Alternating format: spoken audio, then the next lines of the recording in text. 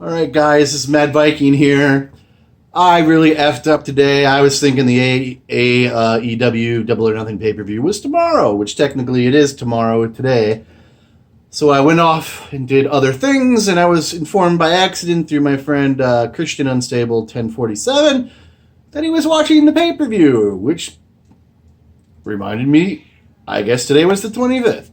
So now I'm home, and it's going to be a late night because I got to watch this stuff now before there's spoilers out on the internet and whatnot. I wanted to start first with the Battle Royal, which is playing right now, but for whatever reason on YouTube, I can't start it at the beginning, so I don't want to mess that up for me, even though I wanted to watch it first. And like I said, I have to watch this stuff now because I know something's going to happen in that Battle Royal. I just don't know what, and I don't want it ruined. So anyways, we're going to kick this off. I missed about the first 5 minutes of this pay-per-view, so I already see that SCU is in the ring. Cutting a promo. Scorpion Sky is on the mic. Sky has got a very Ricochet-esque type outfit on. Kaz has got a Evel Knievel type outfit on, and Daniels is still with his like Nazi-esque uniform, but it's red, white, and blue. It's an American one, and he's currently singing, as you can hear.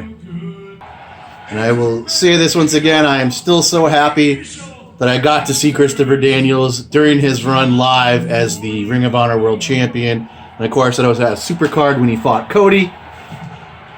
And he retained, if I remember right, too. Of course, SCU's doing the worst town ever bit right now. Up next is the, I think they're Young Hearts, Lionhearts, Zema, T-Hawk. What's the last guy? Strong Hearts. What's the last guy's name? Well, Zema, if you don't know, he is a legend. He's kind of past his prime. But I don't think I've ever officially watched him wrestle in a match. I've seen highlights. And these other guys are supposed to be the tag team from the Orient that they found that they were talking about at the launch party. These guys were supposed to be a mix of Circus du Soleil and whatever else they said. So I'm expecting this to be a barn burner here. I'm excited for it. Gotta point out, this crowd is littered with AEW shirts, man. The whole ringside camera, hard side camera, everybody has a AEW shirt on, or a certain person's shirt on. It's a tidal wave of shirts. Shima and Christopher Daniels started off. These guys have had feuds in the past, longtime enemies, foes. This is a very nice little touch here that these two guys not only started off, but that we get to see them fighting again. This T-Hawk guy is not a very big dude, but he is chopping like Big Show out here, man. Little hands or something, I don't know what it is, but he is chopping the crap out of them. Oop. So far, a very athletic bout, very fast-paced, but I wouldn't say anything overly flashy. Well, they are beating the crap out of Scorpion Sky right now. Oh, they almost got the pin. I will say this, they keep isolating somebody from SCU, and the other two Lionheart guys totally go after whoever isn't in the ring, and there's no way to break up the pin or the submission attempt. They are very well organized, I will say that. Frankie just came in and cleaned house a little bit. It's the first time that SCU's had any sort of like upper hand in the match. He had a double pin attempt for a 2 count.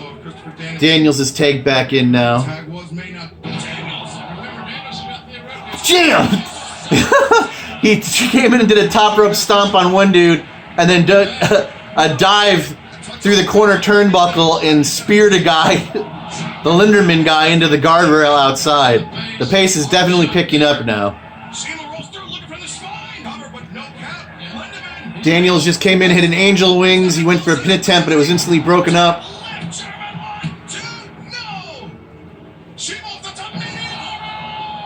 Shima came off the top ropes, double knee on the Daniels for a pin attempt broken up by the Kazarian. SCU and AEW chants are going wild right now.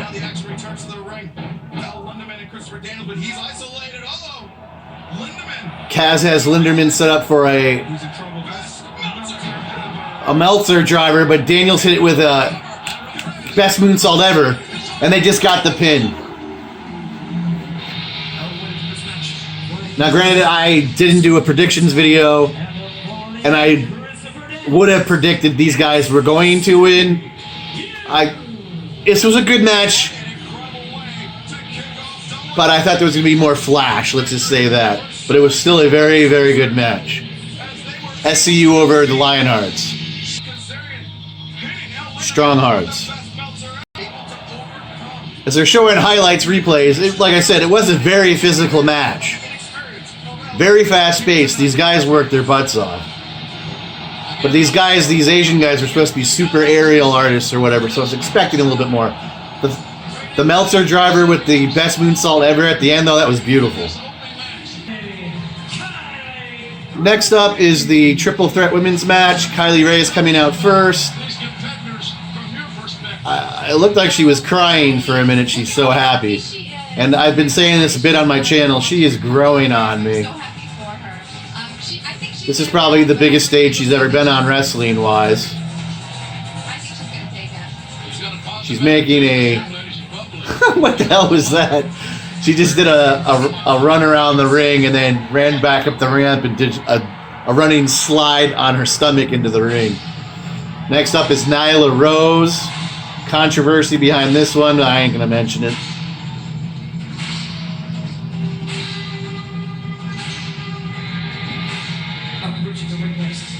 And I will say it's a little weird, the stage, because they have these entrance tunnels and they're very TNA Impact-esque on each side of the stage.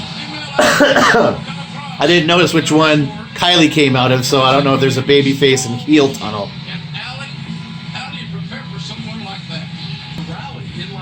And I guess I assume that Allie isn't wrestling at all on this pay-per-view, which is kind of shocking, because she's in an evening gown and she's sitting at the announcer's booth for this match. Kind of a waste. Britt Baker's out next. She's getting quite the reception. I will say,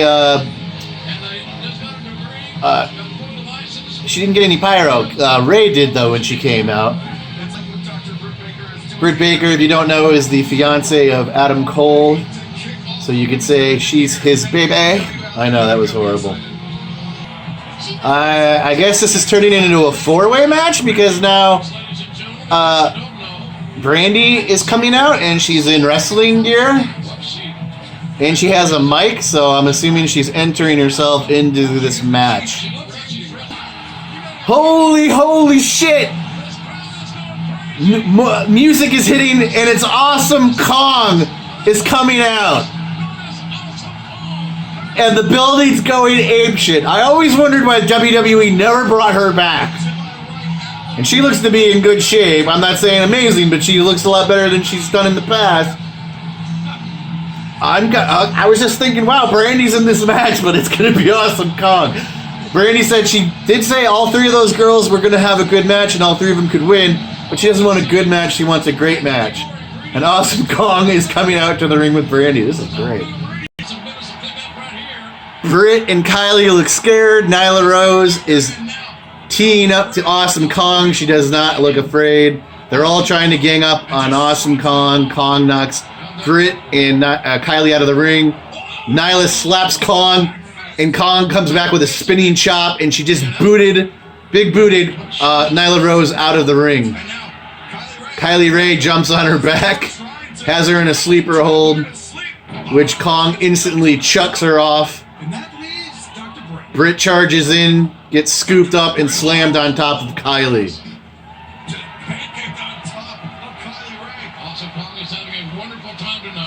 Kong hits the ropes, goes for a splash, they move out of the way. So Britt Baker went for a running dive onto Awesome Kong outside the ring. Kong caught her.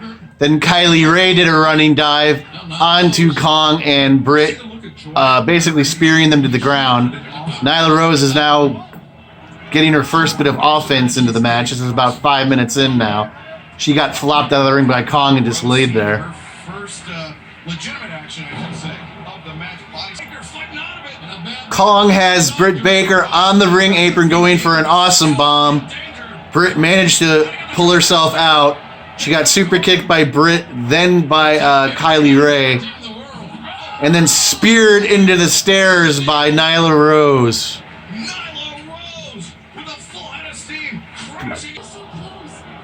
Kylie just deadlifted Britt Baker prone on the mat for a German suplex on a 2 count, almost the 3. She's hulking up right now. She's really clinging to her back. I think she has a back injury. Super kick by Britt. That can happen. You walk right into it when you relax just a little bit.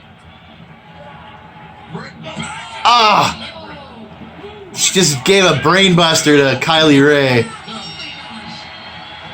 She just won.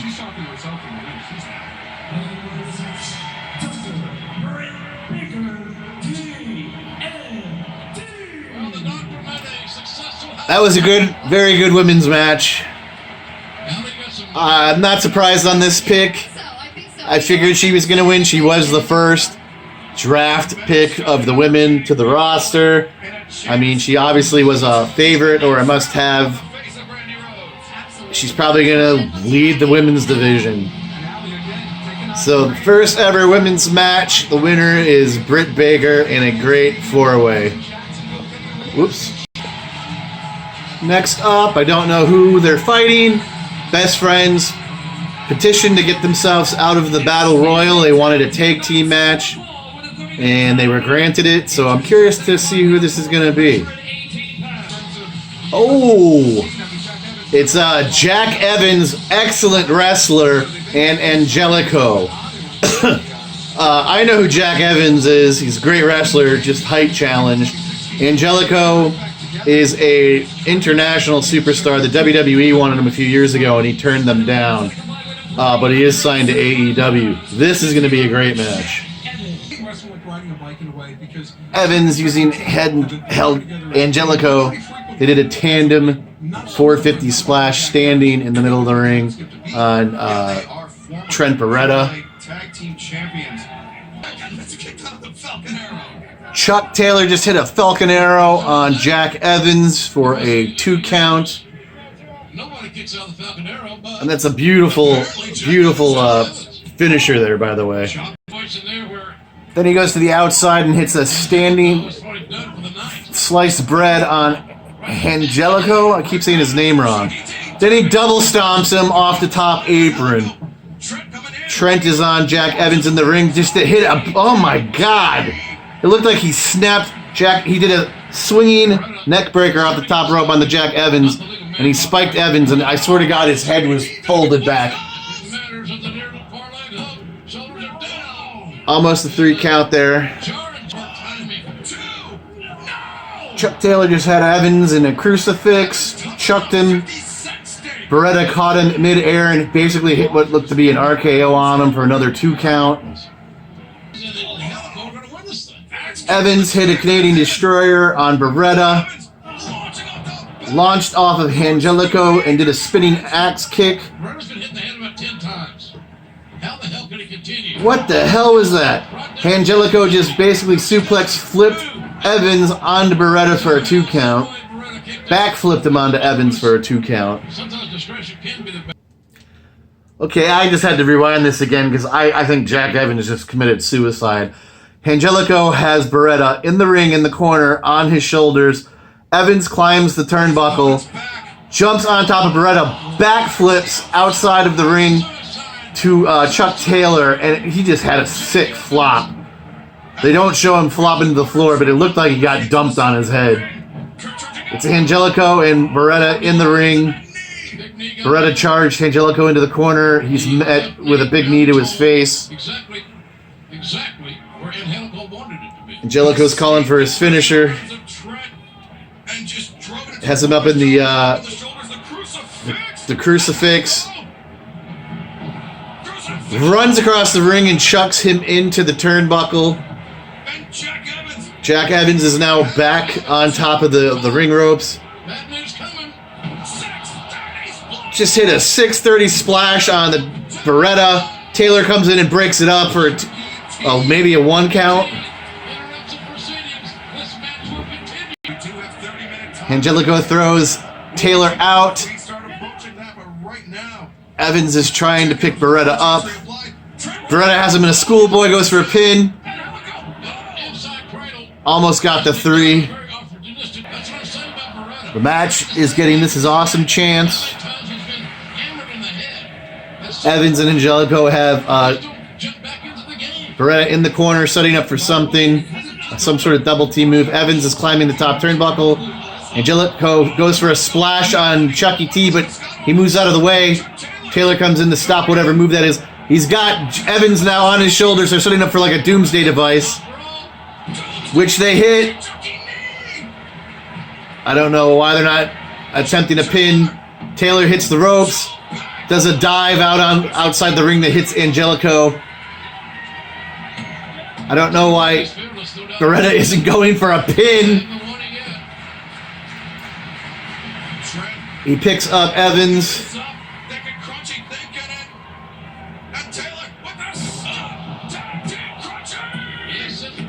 I don't know what that was called. I don't even know how to describe it, to tell you the truth. But Taylor came off the top rope to basically spike Evans, and they got the 3 count. They won the match. Personally, I would have thought Evans and Angelico were going to win this. But that was 3 good matches in a row. As you can tell, my adrenaline's up. It was a good, very good match.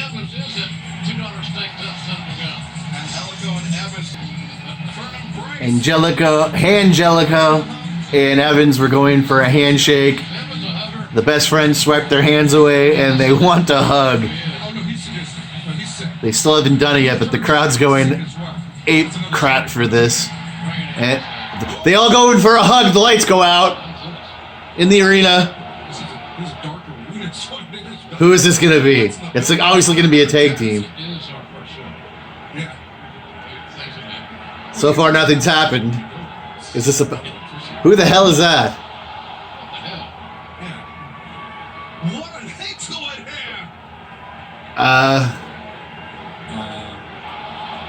Lights go back out. I don't even know who that was in the ring. I'm sort of befuddled here. I'll be honest, Excalibur, you know a lot more performers than I do. I did not realize who was in that ring. Yeah, even the announcers are like, I'm befuddled. I don't know who that was in the ring. Now there's a bunch of guys all wearing the same masks and black pants. They're beating everybody up. Not all of them look to be wrestlers. There's a fat guy. I don't know what this is.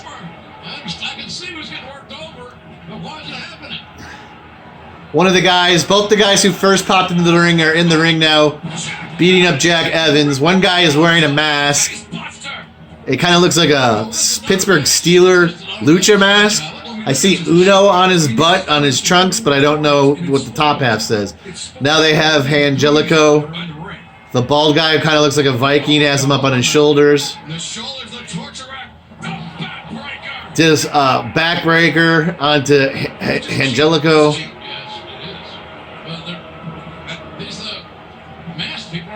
Now they're throwing those masked people out of the ring so they can beat up Trent Beretta.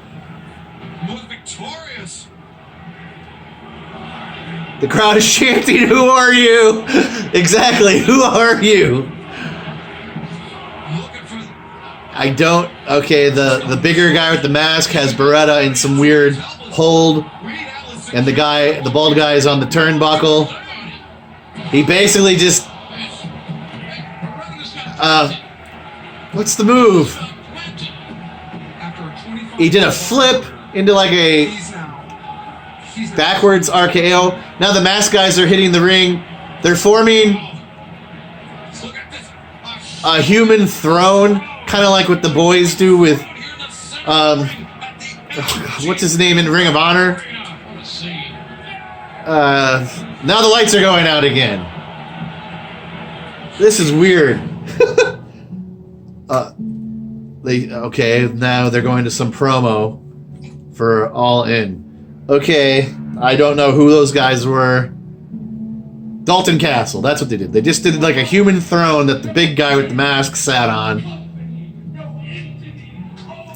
So I guess we're gonna learn who those two guys are. It was a promo package which led to All In, and I guess there's gonna be another pay-per-view. Tickets go on sale June 4th, 2019 for an event called All Out. Well, ladies and gentlemen, the crowd still love it. Next up is that, what was it, a 6 women's match with all those Japanese wrestlers. This is Riho coming out. She's got 2 belts on her shoulders. She looks like she's befuddled. She's just standing on the ramp. All right.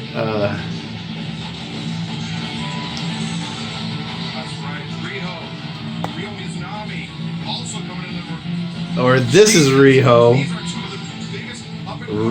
Ryo Mizunami. That's who's coming out next.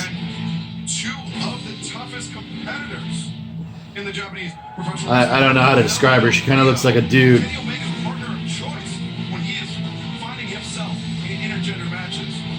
With a butch haircut. I don't know why they're not going to the ring. Oh, this is the team, I guess. Kiro. She looks cute.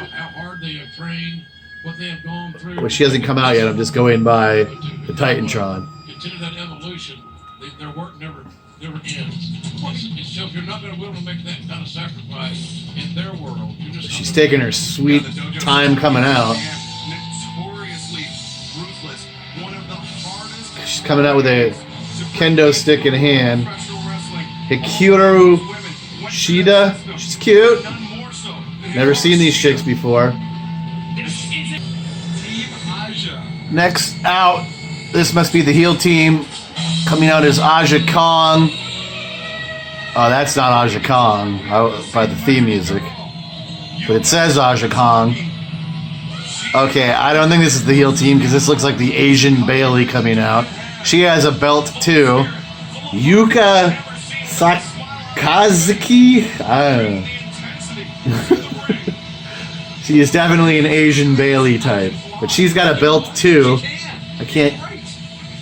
It says Princess on it. She's been wrestling 5 years. That's just getting her beat right.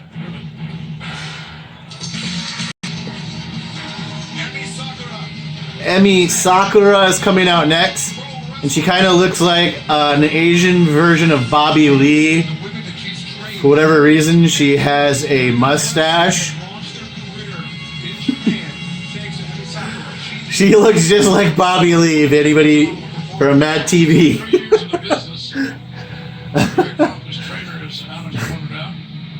This is Aja Kong now. She's supposed to be a real big deal.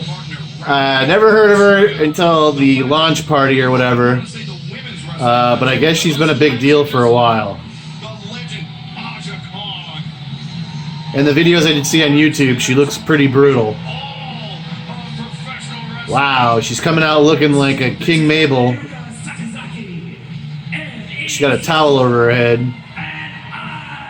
I don't know what to think of her. For whatever reason, she has a trash can, like a waste paper basket with her. The announcers are really hyping up Aja Kong, claiming she's the one of only 2 women to ever headline the Tokyo Dome, which I guess would be a big deal. I know she's fought the likes of, now I can't think of their names. She has feuded with Awesome Kong, and can't think of her name. She was in the WWE in the 90s. And she, Bull Nakano?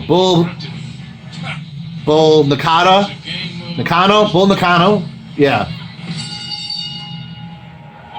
I don't even remember these girls' names to tell you who's starting off. To tell you, oh, Asian Bailey, and I don't know, the good-looking girl that I said. She's probably the tallest and best in shape out of every girl in this match. Azami and Aja Kong are now in the ring. The first two girls were only in the ring for like 30 seconds. Historic. Still vivid memories for me.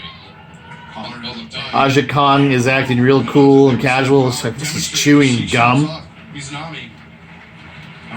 They just did a lockup and they broke it, and they're just kind of standing there. They're locking up again. Pretty basic Continental tie up there.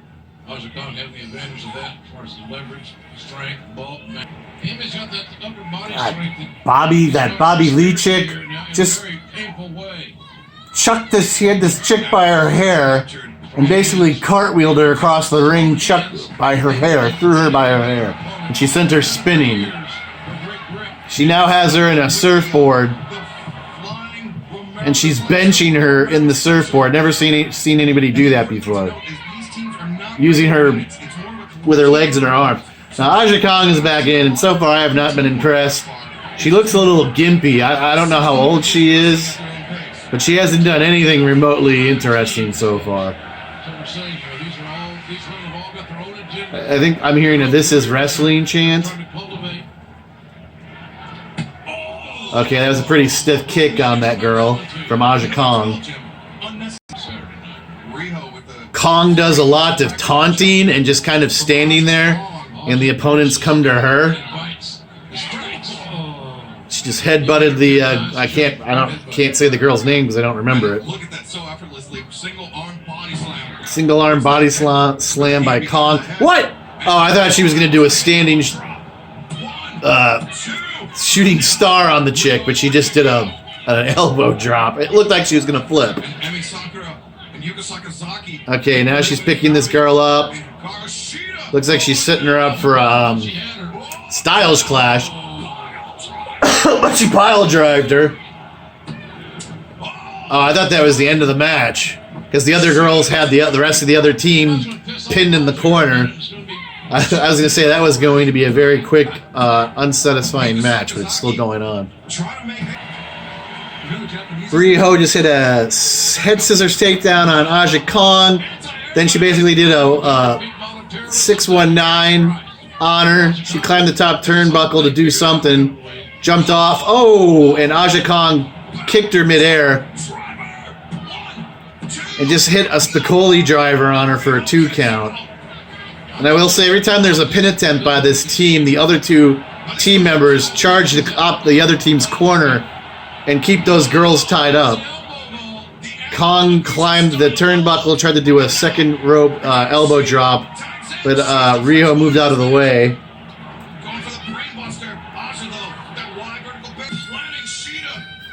Kong just brainbustered Shida. It was a very disturbing looking brainbuster.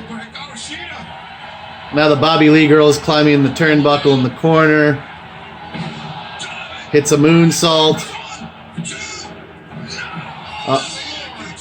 Whoa!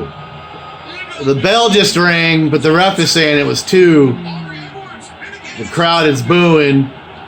Bobby Lee is saying it was 3.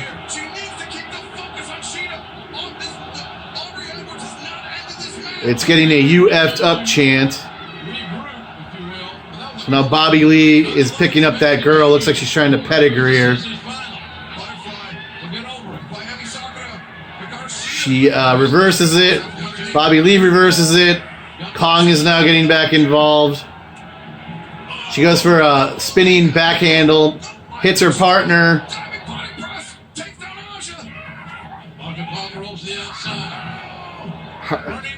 Running knee on the Asian Bobby Lee for the 3 count by the girl that was supposedly just pinned 30 seconds ago. Riho. Hikaru Nitayami just won. That was something to watch. It did not suck at all. It picked up very, very quick at the end there. There was some impressive stuff. But like I said, all that hype with Aja Kong, I don't know. But she did do some pretty cool looking moves. So I would say 4 for 4 so far. I've enjoyed all these matches.